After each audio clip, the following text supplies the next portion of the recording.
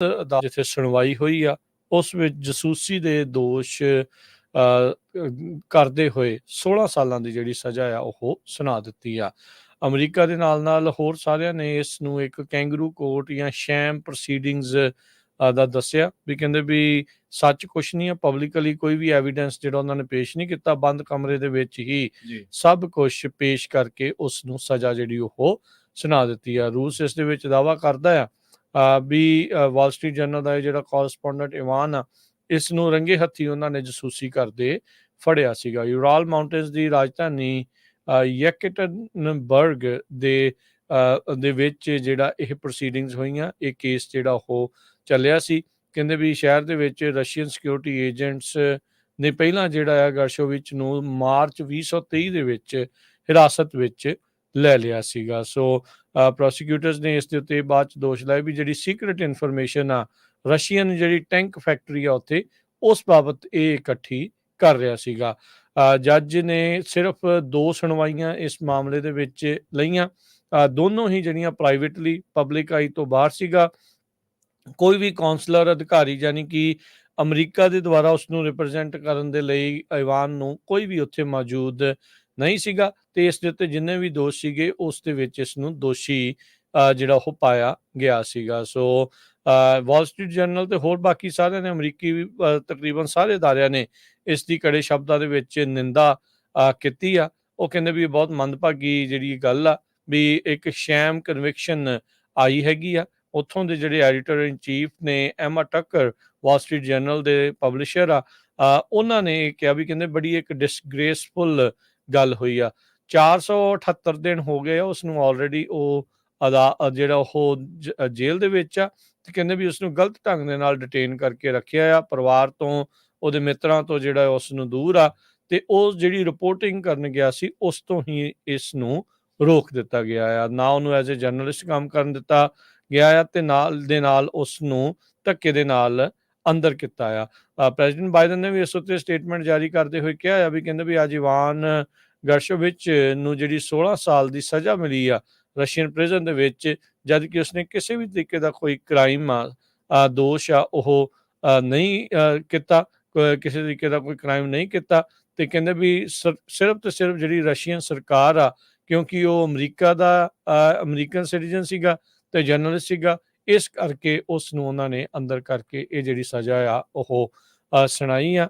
ਤੇ ਉਹਨਾਂ ਨੇ ਕਹਿੰਦੇ ਵੀ ਮੈਂ ਪਹਿਲਾਂ ਵੀ ਕਿਹਾ ਆ ਤੇ ਯੂਐਨ ਨੇ ਵੀ ਇਹ ਕਨਕਲੂਡ ਕੀਤਾ ਆ ਵੀ ਰਸ਼ੀਆ ਦੇ ਵਿੱਚ ਜਾਣਬੁੱਝ ਕੇ ਇਵਾਨ ਨੂੰ ਰੋਂਗਫੁਲੀ ਡਿਟੇਨ ਕੀਤਾ ਗਿਆ ਸੀ, ਜਿਸ ਦਾ ਕੋਈ ਵੀ ਕ੍ਰਾਈਮ ਨਹੀਂ ਆ। ਸੋ ਇਸ ਲਈ ਕਹਿੰਦੇ ਵੀ ਆਪਾਂ ਦੇਖ ਰਹੇ ਹਾਂ ਵੀ ਰਸ਼ੀਆ ਦੇ ਵਿੱਚ ਜਿਹੜੀ ਪ੍ਰੈਸ ਫਰੀਡਮ ਦਾ ਉਹ ਕਿੱਦਾਂ ਦਾ ਜਿਹੜਾ ਹਾਲਾਤ ਆ, ਤੇ ਕਹਿੰਦੇ ਅਸੀਂ ਅਜਿਹੇ ਸਾਰੇ ਹੀ ਜਰਨਲਿਸਟ ਦੇ ਨਾਲ ਆ ਜਿਨ੍ਹਾਂ ਦੇ ਨਾਲ ਜਿਹੜਾ ਉਹ ਧੱਕਾ ਹੋ ਰਿਹਾ ਆ।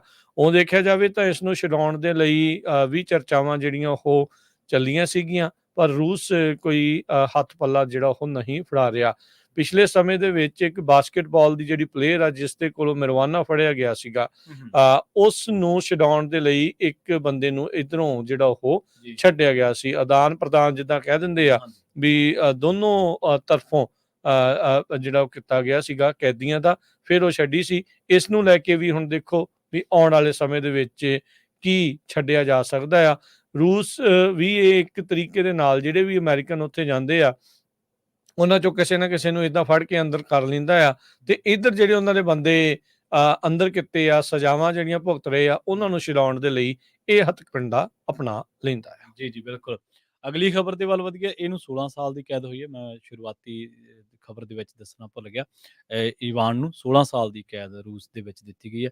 ਬੰਗਲਾਦੇਸ਼ ਦਾ ਰੁਖ ਕਰੀਏ। ਬੰਗਲਾਦੇਸ਼ ਦੇ ਵਿੱਚ ਜਿਹੜੇ ਪ੍ਰੋਟੈਸਟ ਕੀਤੇ ਜਾ ਰਹੇ ਸੀਗੇ, ਜਿਹੜੇ ਫਰੀडम ਫਾਈਟਰਸ ਆ ਉਹਨਾਂ ਦੇ ਜਵਾਕਾਂ ਨੂੰ ਰਿਜ਼ਰਵੇਸ਼ਨ ਦੇ ਖਿਲਾਫ ਜਿਹੜਾ ਪ੍ਰੋਟੈਸਟ ਸੀਗੇ ਉਹ ਲਗਾਤਾਰ ਜਾਰੀ ਨੇ। ਤੇ AFP ਦੀ ਇੱਕ ਰਿਪੋਰਟ ਦੇ ਮੁਤਾਬਕ ਜਿਹੜੇ ਵਿਦਿਆਰਥੀ ਸੀਗੇ ਇਹਨਾਂ ਦੇ ਵਿੱਚ ਬਹੁਤ ਸਾਰੀਆਂ ਥਾਵਾਂ ਤੇ ਹਿੰਸਾ ਹੋਈ ਹੈ, ਜਿਹੜੇ ਇਹਨਾਂ ਨੇ ਪ੍ਰੋਟੈਸਟ ਕੀਤੇ ਤੇ ਇਹਨਾਂ ਨੇ ਇੱਕ ਜੇਲ੍ਹ ਦੇ ਉੱਤੇ ਵੀ ਧਾਵਾ ਬੋਲ ਦਿੱਤਾ ਸੀਗਾ ਤੇ ਉਸ ਤੋਂ ਬਾਅਦ ਸੈਂਕੜੇ ਕੈਦੀਆਂ ਨੂੰ ਇਸ ਜੇਲ੍ਹ ਦੇ ਵਿੱਚੋਂ ਛੁਡਾ ਲਿਆ ਗਿਆ। ਪੁਲਿਸ ਅਧਿਕਾਰੀਆਂ ਨੇ ਦੱਸਿਆ ਕਿ ਕਈ ਵੱਡੀ ਗਿਣਤੀ ਦੇ ਵਿੱਚ ਜਿਹੜੇ ਕੈਦੀ ਆ ਉਹਨਾਂ ਨੂੰ ਛੁਡਵਾ ਲਿਆ ਗਿਆ। ਪਰ ਹੁਣ ਇਹਨਾਂ ਜਿਹੜੇ ਪ੍ਰੋਟੈਸਟ ਨੇ ਇਹਨਾਂ ਦੇ ਵਿੱਚ ਇੱਕ ਹੋਰ ਮੰਦਭਾਗੀ ਗੱਲ ਇਹ ਹੈ ਕਿ ਹੁਣ ਤੱਕ 64 ਮੌਤਾਂ ਜਿਹੜੀਆਂ ਨੇ ਉਹ ਹੋ ਚੁੱਕੀਆਂ ਨੇ। ਕਈ ਥਾਈਂ ਅੱਗਜਨੀ ਦੀਆਂ ਘਟਨਾਵਾਂ ਵਾਪਰੀਆਂ ਨੇ, ਕਈ ਥਾਵਾਂ ਤੇ ਅੱਗ ਲਾ ਦਿੱਤੀ ਗਈ ਹੈ। ਦੱਸਿਆ ਗਿਆ ਹੈ ਕਿ ਸੈਂਕੜੇ ਜਿਹੜੇ ਮੁਜ਼ਾਹਰਾਕਾਰੀ ਆ ਉਹ ਬੀਟੀਵੀ ਆਫਿਸ ਦੇ ਕੈਂਪਸ ਦੇ ਵਿੱਚ ਵੜ ਗਏ ਸੀਗੇ।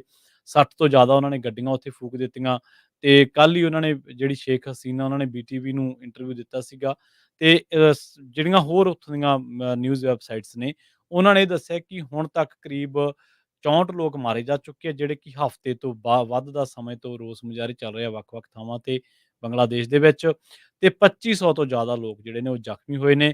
18 ਜੁਲਾਈ ਦਾ ਲੰਘੀ 18 ਜੁਲਾਈ ਦਾ ਦਿਨ ਜਿਹੜਾ ਉਹ ਬਹੁਤ ਜ਼ਿਆਦਾ ਹਿੰਸਕ ਰਿਹਾ। ਇਸੇ ਦਿਨ 30 ਤੋਂ ਵੱਧ ਲੋਕਾਂ ਦੀ ਇਹਨਾਂ ਰੋਸ ਮੁਜ਼ਾਹਰਿਆਂ ਦੇ ਵਿੱਚ ਮੌਤ ਹੋਈ ਸੀ। ਜੀ, ਬਿਲਕੁਲ। ਕੱਲ ਰਾਸ਼ਟਰਪਤੀ ਟਰੰਪ ਸਾਬਕਾ ਰਾਸ਼ਟਰਪਤੀ ਟਰੰਪ ਹੋਣਾ ਨੇ ਆਰਐਨਸੀ ਦੇ ਐਂਡ ਦੇ ਵਿੱਚ 92 ਮਿੰਟ ਦਾ ਭਾਸ਼ਣ ਜਿਹੜਾ ਉਹ ਦਿੱਤਾ। ਜਿਹੜੀ ਗੋਲੀ ਤੋਂ ਬਾਅਦ ਚ ਅਸੈਸੀਨੇਸ਼ਨ ਦੀ ਅਟੈਂਪਟ ਤੋਂ ਬਾਅਦ ਦੇ ਵਿੱਚ ਪਹਿਲੀ ਵਾਰੀ ਪਬਲਿਕਲੀ ਕਹਿੰਦੇ ਆ ਉਹ ਬੋਲੇ। ਕਾਫੀ ਲੰਬਾ ਚੌੜਾ ਜਿਹੜਾ ਇਹਨਾਂ ਦਾ ਭਾਸ਼ਣ ਜਿਹੜਾ ਉਹ ਚੱਲਿਆ। ਗਾਰਡੀਅਨ ਵਾਲੇ ਹੋਰ ਵੀ ਬਹੁਤ ਸਾਰੇ ਜਿਹੜੇ ਰਿਪੋਰਟ ਕਰ ਰਹੇ, ਕਹਿੰਦੇ ਵੀ ਅਖੀਰ ਤੱਕ ਕਾਫੀ ਲੋਕ ਥੱਕੇ ਹੋਏ ਵੀ ਜਿਹੜੇ ਉਹ ਨਜ਼ਰ ਆ ਰਹੇ ਸੀ। ਲੋਕ ਕਹਿੰਦੇ ਵੀ ਜ਼ੋਨ ਆਊਟ ਵੀ ਕਰ ਰਹੇ ਸੀ। ਇਹ ਚਲੋ ਸੁਭਾਵਿਕ ਆ ਜਦੋਂ 90 ਮਿੰਟ ਦਾ ਤੋਂ ਵੱਧ ਦਾ ਜਿਹੜਾ ਉਹ ਭਾਸ਼ਣ ਹੋਵੇ। ਕਹਿੰਦੇ ਵੀ ਐਕਸ ਪ੍ਰੈਜ਼ੀਡੈਂਟ ਨੇ ਡੈਲੀਗੇਟਸ ਨੂੰ ਸੰਬੋਧਨ ਕੀਤਾ। ਉੱਥੇ ਉਹਨਾਂ ਨੇ ਪਹਿਲਾਂ ਆਪਣੀ ਨੋਮੀਨੇਸ਼ਨ ਜਿਹੜੀ ਉਹ ਅਸੈਪਟ ਕੀਤੀ, ਜਿਹੜੀ ਰਿਪਬਲਿਕਨ ਪਾਰਟੀ ਨੇ ਉਹਨਾਂ ਨੂੰ ਜਿਹੜੀ ਉਹ ਦਿੱਤੀ ਸੀਗੀ। ਕਹਿੰਦੇ ਵੀ ਥੋੜੇ ਸ਼ਾਂਤ ਜਿਹੜੇ ਉਹ ਨਜ਼ਰ ਆਏ, ਥਾਟਫੁਲ ਮੈਨ, ਤੇ ਜਿਹੜੇ ਪੋਲਿਟਿਕਸ ਕਹਿੰਦੇ ਵੀ ਉਸ ਅਸੈਸਨ ਦੀ ਬੁਲਟ ਨੇ ਇਹਨਾਂ ਦੀ ਲੱਗਦਾ ਹੈ ਵੀ ਕਾਫੀ ਹੱਦ ਤੱਕ ਚੇਂਜ ਕਰ ਦਿੱਤੀ ਆ। ਉਹਨਾਂ ਨੇ ਕਿਹਾ ਵੀ ਐਜ਼ ਅਮੈਰੀਕਨਸ ਆਪਾਂ ਸਾਰਿਆਂ ਨੂੰ ਚੀਜ਼ਾਂ ਦੇ ਵਿੱਚ ਆਪਾਂ ਜੁੜੇ ਹੋਏ ਆ, ਵੀ ਆਰ ਬਾਉਂਡ ਟੂਗੈਦਰ। ਜਿਹੜੀਆਂ ਚੀਜ਼ਾਂ ਸ਼ੇਅਰਡ ਆ, ਇਕੱਠੇ ਹੀ ਆਪਾਂ ਉੱਠਦੇ ਆ ਤੇ ਇਕੱਠੇ ਹੀ ਜਿਹੜੇ ਉਹ ਆਪਾਂ ਡਿੱਗਦੇ ਆ। ਤੇ ਕਹਿੰਦੇ ਵੀ ਮੈਂ ਪ੍ਰੈਜ਼ੀਡੈਂਟ ਦੇ ਲਈ ਜਿਹੜਾ ਉਹ ਰਨ ਕਰ ਰਿਹਾ, ਸਾਰੇ ਅਮਰੀਕਾ ਦੇ ਲਈ ਰਨ ਕਰ ਰਿਹਾ, ਨਾ ਕਿ ਅੱਧਿਆਂ ਦੇ ਜਿਹੜਾ ਉਹ ਲਈ। ਸੋ ਇਹਨਾਂ ਨੇ ਸ਼ੁਰੂਆਤ ਦੇ ਵਿੱਚ ਇਹ ਗੱਲ ਕੀਤੀ। ਸੋ ਦੋਨੋਂ ਤਰਫ ਜਿਹੜਾ ਉਹਨਾਂ ਨੇ ਆਪਣੇ ਭਾਸ਼ਣ ਦੇ ਨਾਲ ਆਪਣੇ ਵੱਲ ਲੋਕਾਂ ਨੂੰ ਖਿੱਚਣ ਦੀ ਜਿਹੜੀ ਉਹ ਕੋਸ਼ਿਸ਼ ਕੀਤੀ। ਸੋ ਕਈ ਚੀਜ਼ਾਂ ਦੇ ਉੱਤੇ ਜਿਹੜਾ ਉਹਨਾਂ ਨੇ ਚਰਚਾਵਾਂ ਜਿਹੜੀਆਂ ਉਹ ਕੀਤੀਆਂ।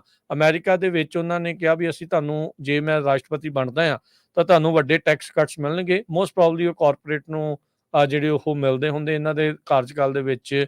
ਇੱਦਾਂ ਪਹਿਲਾਂ ਵੀ ਜਿਹੜਾ ਉਹ ਹੋਇਆ ਆ।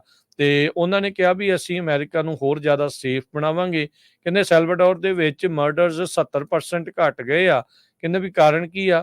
ਕਹਿੰਦੇ ਵੀ ਉੱਥੇ ਦਾ ਜਿਹੜਾ ਪ੍ਰੈਜ਼ੀਡੈਂਟ ਆ ਉਹਨਾਂ ਨੇ ਜਿਹੜੇ ਮਰਡਰਰਸ ਆ ਉਹਨਾਂ ਨੂੰ ਜਿਹੜਾ ਆ ਉਹ ਅੰਦਰ ਕਰਨਾ ਜਿਹੜਾ ਉਹ ਸ਼ੁਰੂ ਕੀਤਾ ਆ। ਪਰ ਕਹਿੰਦੇ ਵੀ ਉਹ ਨਾਲ ਦੇ ਨਾਲ ਇਹ ਵੀ ਆ ਵੀ ਜਿਹੜੇ ਟ੍ਰੇਨਡ ਮਰਡਰਰਸ ਆ ਉਹਨਾਂ ਨੂੰ ਅਮਰੀਕਾ ਵੱਲ ਨੂੰ ਜਿਹੜਾ ਉਹ ਘਲਾ ਰਹੇ ਹੈਗੇ ਆ। ਸੋ ਉਹਨਾਂ ਨੇ ਬਾਰਡਰ ਦੀ ਵੀ ਜਿਹੜੀ ਇਸ ਦੇ ਵਿੱਚ ਆਬਵੀਅਸਲੀ ਗੱਲ ਜਿਹੜੀ ਉਹ ਕੀਤੀ ਹੈਗੀ ਆ। ਸੋ ਯੂਨਿਟੀ ਦਾ ਜਿਹੜੀ ਇਮੇਜ ਆ ਉਹ ਉਹਨਾਂ ਨੇ ਦੇਣ ਦੀ ਜਿਹੜੀ ਇਸ ਦੇ ਵਿੱਚ ਕੋਸ਼ਿਸ਼ ਨਾਲ ਦੇ ਨਾਲ ਜਿਹੜੀ ਉਹ ਕੀਤੀ ਹੈਗੀ ਆ। ਬਹੁਤ ਸਾਰੇ ਜਿਹੜੇ ਮੁੱਦੇ ਆ ਉਹਨਾਂ ਨੇ ਉਸ ਦੇ ਉੱਤੇ ਕਹਿ ਸਕਦੇ ਹਾਂ ਵੀ ਚੁੱਪੀ ਵੀ ਜਿਹੜੀ ਉਹ ਧਾਰ ਰੱਖੀ। ਅਬੋਰਸ਼ਨ ਦਾ ਜਿਹੜਾ ਉਹ ਮੁੱਦਾ ਸੀਗਾ ਉਹ ਟਰੰਪ ਹੁਣਾਂ ਦੀ ਸਪੀਚ ਦੇ ਵਿੱਚੋਂ ਸਾਇਲੈਂਟ ਕਹਿੰਦੇ ਰਿਹਾ। 6 ਜਨਵਰੀ ਦਾ ਜਿਹੜਾ ਮੁੱਦਾ ਸੀਗਾ ਉਹ ਵੀ ਬੰਦ ਰਿਹਾ। ਨੈਸ਼ਨਲ ਡੈਟ ਦਾ ਮੁੱਦਾ ਉਹ ਵੀ ਉਸ ਦੇ ਉੱਤੇ ਵੀ ਗੱਲ ਇਹਨਾਂ ਨੇ ਨਹੀਂ ਜਿਹੜੀ ਉਹ ਕੀਤੀ ਹੈਗੀ। ਸੋ ਅਖੀਰ ਦੇ ਵਿੱਚ ਆਰਐਨਸੀ ਦੇ ਕਲੋਜ਼ਿੰਗ ਆਰਗੂਮੈਂਟ ਦੇ ਵਿੱਚ ਟਰੰਪ ਦੇ ਜਿਹੜੇ ਉਹ ਨਾਰੇ ਜਿਹੜੇ ਉਹ ਲੱਗੇ।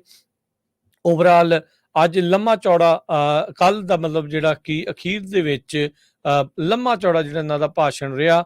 ਡਿਵਾਈਨ ਇੰਟਰਵੈਂਸ਼ਨ ਦੀ ਉਹਨਾਂ ਨੇ ਇਸ ਦੇ ਵਿੱਚ ਗੱਲ ਕੀਤੀ ਵੀ ਕਹਿੰਦੇ ਵੀ ਮੈਨੂੰ ਬੇਸਿਕਲੀ ਰੱਬ ਨੇ ਹੀ ਜਿਹੜਾ ਉਹ ਬਚਾ ਲਿਆ, ਨਹੀਂ ਤਾਂ ਸ਼ਾਇਦ ਅੱਜ ਮੈਂ ਤੁਹਾਡੇ ਨਾਲ ਇੱਥੇ ਜਿਹੜਾ ਉਹ ਖੜਾ ਨਹੀਂ ਸੀ ਹੋਣਾ। ਸੋ ਜਿਹੜੇ ਯੂਨਾਈਟਿਡ ਆਟੋ ਵਰਕਰਸ ਦੇ ਜਿਹੜੇ ਲੀਡਰ ਸੀਗੇ ਕਹਿੰਦੇ ਵੀ ਉਸ ਨੂੰ ਫਾਇਰ ਕਰ ਦੇਣਾ ਚਾਹੀਦਾ ਆ। ਕਿਉਂਕਿ ਕਹਿੰਦੇ ਵੀ ਸਿੰਗਲ ਕੋਈ ਵੀ ਜਿਹੜਾ ਆਟੋ ਮੇਕਰ ਆ, ਯੂਨੀਅਨ ਜਾਂ ਨਾਨ ਯੂਨੀਅਨ ਆ, ਉਹਨੂੰ ਸਿਰਫ ਡੋਨਲਡ ਟਰੰਪ ਲਈ ਵੋਟ ਕਰਨੀ ਚਾਹੀਦੀ ਆ ਤਾਂ ਜੋ ਜਿਹੜੀ ਕਾਰ ਮੈਨੂਫੈਕਚਰਿੰਗ ਆ ਉਸ ਨੂੰ ਅਮਰੀਕਾ ਦੇ ਵਿੱਚ ਲੈ ਕੇ ਜਿਹੜਾ ਉਹ ਆਈਏ। ਸੋ ਉਹਨਾਂ ਨੇ ਜਦੋਂ ਦੇਖੋ ਵੀ ਅੱਗੇ ਹੁਣ ਕੀ ਜਿਹੜਾ ਇਸ ਦੇ ਵਿੱਚ ਬਣਦਾ ਆ। ਯੂਨਿਟੀ ਦੀ ਗੱਲ ਉਹਨਾਂ ਨੇ ਕੀਤੀ ਵੀ ਮੈਂ ਇਕੱਲੇ ਅੱਧੇ ਅਮਰੀਕਾ ਦਾ ਨਹੀਂ, ਮੈਂ ਸਾਰੇ ਅਮਰੀਕਾ ਦਾ ਜਿਹੜਾ ਹੈਗਾ ਆ। ਡਿਵਾਈਨ ਇੰਟਰਵੈਂਸ਼ਨ ਦੀ ਜਿਹੜੀ ਉਹ ਇਸ ਦੇ ਵਿੱਚ ਇਹਨਾਂ ਨੇ ਗੱਲ ਕੀਤੀ ਆ। ਸੋ ਲੈਟਸ ਸੀ ਕਿੱਦਾਂ ਦਾ ਜਿਹੜਾ ਇਹ ਰਹਿੰਦਾ ਆ। ਰਿਪਬਲਿਕਨ ਕਨਵੈਨਸ਼ਨ ਜਿਹੜੀ ਉਹ ਖਤਮ ਹੋ ਚੁੱਕੀ ਆ ਤੇ ਆਉਣ ਵਾਲੇ ਸਮੇਂ ਦੇ ਵਿੱਚ ਹੁਣ ਪੂਰੇ ਮਹੀਨੇ ਬਾਅਦ ਸ਼ਿਕਾਗੋ ਦੇ ਵਿੱਚ ਹੁਣ ਡੈਮੋਕ੍ਰੇਟਾਂ ਦੀ ਜਿਹੜੀ ਕਨਵੈਨਸ਼ਨ ਹੋਣੀ ਆ। ਮਸਲਾ ਉੱਥੇ ਪ੍ਰਵੀਨ ਜੀ ਸਭ ਤੋਂ ਵੱਡਾ ਇਹੀ ਰਹਿਣ ਵਾਲਾ ਆ ਵੀ ਕੀ ਬਾਈਡਨ ਹੁਣੀ ਜਿਹੜੇ ਉਹ ਹੋਣਗੇ ਜਾਂ ਨਹੀਂ ਹੋਣਗੇ। ਕੀ ਜਿਹੜਾ ਇਸ ਦੇ ਵਿੱਚ ਬਣਨ ਜਿਹੜਾ ਉਹ ਜਾ ਰਿਹਾ ਆ, ਇਹ ਇੱਕ ਜਿਹੜੀ ਹੁਣ ਵੱਡੀ ਚਰਚਾ ਜਿਹੜੀ ਉਹ ਛਿੜੂਗੀ। ਕੱਲ ਸ਼ਾਮ ਤੱਕ ਰਿਪੋਰਟਸ ਦੇ ਵਿੱਚ ਇੱਕ ਉਸ ਤੋਂ ਬਾਅਦ ਦੇ ਵਿੱਚ ਜਦੋਂ ਇਹ ਖਬਰਾਂ ਕੀਤੀਆਂ, ਉਸ ਤੋਂ ਬਾਅਦ ਦੇ ਵਿੱਚ ਵੀ ਇੱਕ ਹੋਰ ਜਿਹੜੇ ਲਾਅਮੇਕਰ ਆ ਉਹਨਾਂ ਨੇ ਬਾਈਡਨ ਹੁਣਾਂ ਨੂੰ ਰੇਸ ਚੋਂ ਬਾਹਰ ਹੋਣ ਦੀ ਸਿਫਾਰਿਸ਼ ਅਪੀਲ ਜਿਹੜੀ ਉਹ ਕਰ ਦਿੱਤੀ ਹੈਗੀ ਆ, ਵੀ ਭਾਈ ਤੁਸੀਂ ਇਸ ਦੇ ਵਿੱਚੋਂ ਨਿਕਲੋ, ਤੁਹਾਡੇ ਨਾਲ ਜਿੱਤਣ ਦੀ ਸੰਭਾਵਨਾ ਡੈਮੋਕ੍ਰੇਟਸ ਦੀ ਬਹੁਤ ਜ਼ਿਆਦਾ ਘੱਟ ਹੈਗੀ ਆ। ਚਾਹੇ ਉਹ ਸਾਬਕਾ ਰਾਸ਼ਟਰਪਤੀ ਓਬਾਮਾ ਹੋਣ, ਚਾਹੇ ਹੋਰ ਲਾਅ ਮੇਕਰਸ ਹੋਣ, ਇਸ ਟਾਈਮ ਕਾਫੀ ਜਾਣਿਆਂ ਨੇ ਤਕਰੀਬਨ 2 ਦਰਜਨ ਅਜਿਹੇ ਲੋਕ ਜਿਹੜੇ ਉਹ ਬਣ ਚੱਲੇ ਆ ਜਿਨ੍ਹਾਂ ਨੇ ਬਾਈਡਨ ਹੁਣਾਂ ਨੂੰ ਰੇਸ ਚੋਂ ਬਾਹਰ ਜਾਣ ਦੇ ਲਈ ਆਖਿਆ ਆ। ਤੇ ਵਾਈਟ ਹਾਊਸ ਦੇ ਵਿੱਚ ਅੰਦਰੂਨੀ ਤੌਰ ਦੇ ਉੱਤੇ ਕਹਿੰਦੇ ਵੀ ਇਹ ਰਿਪੋਰਟਸ ਆ ਰਹੀਆਂ ਆ ਵੀ ਬਾਈਡਨ ਹੁਣੀ ਜਾਣਦੇ ਆ ਵੀ ਉਹਨਾਂ ਨੂੰ ਰੇਸ ਜਿਹੜੀ ਉਹ ਛੱਡਣੀ ਪੈ ਸਕਦੀ ਹੈਗੀ ਆ। ਸੋ ਉਹਦੇ ਲਈ ਹੁਣ ਕਿੱਦਾਂ ਤਿਆਰੀ ਕੱਸ ਰਹੇ ਹੋਣਗੇ, ਇਹ ਜਿਹੜੀ ਇਸ ਟਾਈਮ ਚਰਚਾ ਜਿਹੜੀ ਆ ਉਹ ਚੱਲੇਗੀ, ਜਾਂ ਫਿਰ ਯਕਦਮ ਫਿਰ ਹੋਊਗਾ ਵੀ ਨਹੀਂ ਮੈਂ ਨਹੀਂ ਜਾਣਾ। ਇਹ ਹੁਣ ਵੇਖਣ ਵਾਲੀ ਗੱਲ ਹੋਊਗੀ। ਸੋ ਕਹਿੰਦੇ ਵੀ ਬਾਈਡਨ ਦੇ ਪਰਿਵਾਰ ਨੇ ਆਲਰੇਡੀ ਇਨਫੈਕਟ ਇਹ ਚਰਚਾਵਾਂ ਕਰਨੀਆਂ ਸ਼ੁਰੂ ਕਰ ਦਿੱਤੀਆਂ ਆ ਵੀ ਕਿਸ ਤਰੀਕੇ ਦੇ ਨਾਲ ਰੇਸ ਦੇ ਵਿੱਚੋਂ ਉਹ ਐਗਜ਼ਿਟ ਹੋਣਗੇ, ਯਾਨੀ ਕਿ ਉਹ ਬਾਹਰ ਨਿਕਲ ਸਕਦੇ ਆ। ਸੋ ਇਹ ਇੱਕ ਹੁਣ ਵੱਡੀ ਜਿਹੜੀ ਚੇਂਜ ਆ ਡੈਮੋਕ੍ਰੇਟ ਪਾਰਟੀ ਵੱਲ ਨੂੰ ਆਵੇਗੀ ਜੇ ਅਗਲੇ ਮਹੀਨੇ ਤੱਕ ਕੋਈ ਨਵਾਂ ਜਿਹੜਾ ਉਮੀਦਵਾਰ ਆ ਉਹ ਸਾਹਮਣੇ ਐਲਾਨਦੇ ਨੇ। ਤੇ ਸਵਾਲ ਇਹ ਰਹਿਣ ਵਾਲਾ ਆ ਵੀ ਕੀ ਕਮਲਾ ਹੈਰਿਸ ਜਿਹੜੀ ਆ ਉਹ ਹੋਵੇਗੀ ਜਾਂ ਉਸ ਨੂੰ ਟੱਪ ਕੇ ਕੋਈ ਨਵਾਂ ਉਸ ਦੇ ਉੱਤੋਂ ਦੀ ਲਿਆ ਕੇ ਜਿਹੜਾ ਉਹ ਬਿਠਾਇਆ ਜਾਊਗਾ, ਜਾਂ ਬਿਲਕੁਲ ਹੀ ਇੱਕ ਨਵੀਂ ਟਿਕਟ ਜਿਹੜੀ ਹੈ ਡੈਮੋਕ੍ਰੇਟਸ ਆ ਉਹ ਪੇਸ਼ ਕਰਨਗੇ। ਵਾਈਸ ਪ੍ਰੈਜ਼ੀਡੈਂਟ ਤੇ ਪ੍ਰੈਜ਼ੀਡੈਂਟ ਦੋਨੋਂ ਹੀ ਜਿਹੜੇ ਆ ਉਹ ਨਵੇਂ ਹੋਣਗੇ। ਇਹ ਹੁਣ ਇਸ ਟਾਈਮ ਚਰਚਾ ਆ, ਪਰ ਜੋ ਇਸ ਟਾਈਮ ਹੁਣ ਠੰਡੇ ਮੱਠੀਆਂ ਜਾਂ ਤੱਤੀਆਂ ਗੱਲਾਂ ਦੇ ਵਿੱਚੋਂ ਇਹੀ ਨਜ਼ਰ ਆ ਰਿਹਾ ਵੀ ਬਾਈਡਨ ਹੁਣ ਤਿਆਰੀ ਕੱਸ ਰਹੇ ਆ ਵੀ ਆਪਣਾ ਬੈਗ ਪੈਕ ਕਰਨਗੇ ਤੇ ਸ਼ਾਇਦ ਛੁੱਟੀਆਂ ਵੱਲ ਨੂੰ ਜਿਹੜਾ ਹੁਣ ਇਵੈਂਚੁਅਲੀ ਜਿਹੜੇ ਉਹ ਚਲੇ ਜਾਣ। ਦੇਖੋ ਪਿਛਲੇ ਦਿਨੀ ਆਪਾਂ ਦੀ ਵਾਸ਼ਿੰਗਟਨ ਪੋਸਟ ਦੀ ਉਸ ਖਬਰ ਦਾ ਵੀ ਹਵਾਲਾ ਦਿੱਤਾ ਸੀਗਾ, ਜਿਹਦੇ ਵਿੱਚ ਉਹਨਾਂ ਨੇ ਆਪਣੀ ਰਿਪੋਰਟ ਦੇ ਵਿੱਚ ਦਾਅਵਾ ਕੀਤਾ ਸੀਗਾ ਕਿ ਓਬਾਮਾ ਚਾਹੁੰਦਾ ਕਿ ਬਾਈਡਨ ਆਪਣਾ ਜਿਹੜੇ ਰਾਸ਼ਟਰਪਤੀ ਅਹੁਦੇ ਦੇ ਲਈ ਜਿਹੜੀ ਉਮੀਦਵਾਰੀ ਹੈ ਉਹ ਛੱਡ ਦੇਣ।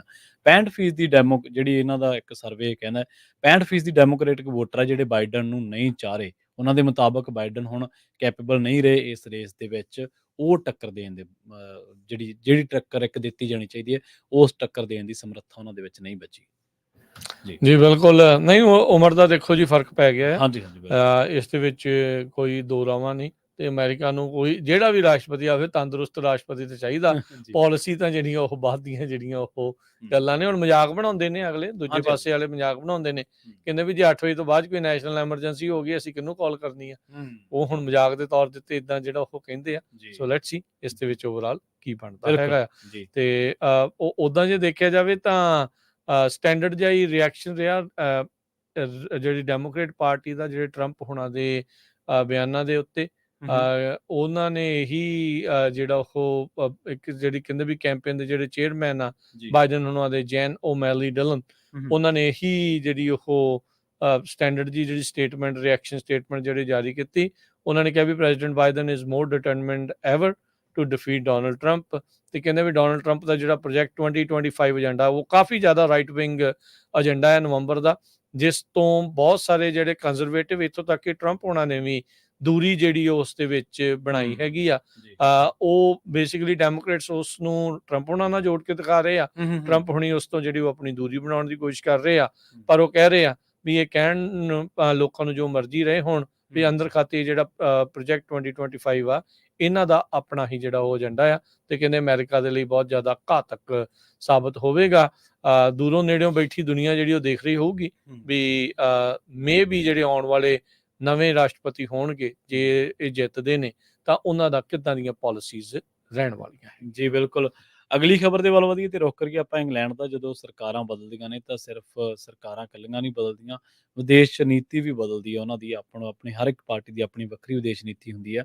ਲੇਬਰ ਪਾਰਟੀ ਦੀ ਉੱਥੇ ਸਰਕਾਰ ਬਣੀ ਹੈ ਯੂਕੇ ਦੇ ਵਿੱਚ, ਤੇ ਹੁਣ ਉਹਨਾਂ ਨੇ ਅਨਾਊਂਸ ਕੀਤਾ ਕਿ ਅਸੀਂ ਜਿਹੜੀ UN ਏਜੰਸੀ ਫਿਲਸਤੀਨ ਰਿਫਿਊਜੀਜ਼ ਵਾਸਤੇ ਬਣੀ ਹੈ UNRWA, ਉਹਦੇ ਲਈ ਜਿਹੜੀ ਅਸੀਂ ਫੰਡਿੰਗ ਰੋਕੀ ਗਈ ਸੀ ਉਹਨੂੰ ਅਸੀਂ ਜਾਰੀ ਰੱਖਾਂਗੇ। ਤੇ ਇਹਨਾਂ ਨੇ ਜਿਹੜੇ ਉਹਨਾਂ ਦੇ ਬ੍ਰਿਟਿਸ਼ ਫੋਰਨ ਸੈਕਟਰੀ ਨੇ ਡੇਵਿਡ ਲੈਮੀ, ਉਹਨਾਂ ਨੇ ਇਹ ਗੱਲ ਦੱਸੀ ਹੈ ਪਾਰਲੀਮੈਂਟ ਦੇ ਵਿੱਚ ਵੀ ਤੇ ਬਾਹਰ ਵੀ ਮੀਡੀਆ ਦੇ ਨਾਲ ਗੱਲਬਾਤ ਕਰਦਿਆਂ ਕਿ ਅਸੀਂ ਉਸ ਜਿਹੜੇ ਫੰਡ ਰੋਕੇ ਗਏ ਸੀ ਉਹਨਾਂ ਨੂੰ ਬਹਾਲ ਕਰਨ ਜਾ ਰਹੇ ਹਾਂ। 21 ਮਿਲੀਅਨ ਪਾਉਂਡਸ ਰੋਕੇ ਗਏ ਸੀਗੇ, ਜਿਹੜੀ ਕਿ ਡਾਲਰ ਦੇ ਵਿੱਚ 27 ਮਿਲੀਅਨ ਰਕਮ ਬਣਦੀ ਹੈ। ਏਜੰਸੀ ਵੱਲੋਂ ਹੁਣ ਏਜੰਸੀ ਨੂੰ ਜਿਹੜੀ ਪਹਿਲਾਂ ਹੋ ਰਹੀ ਸੀ ਜਿਹੜੀ ਰਕਮ ਜਾ ਰਹੀ ਸੀ, ਉਹ ਰੋਕੀ ਗਈ ਸੀ।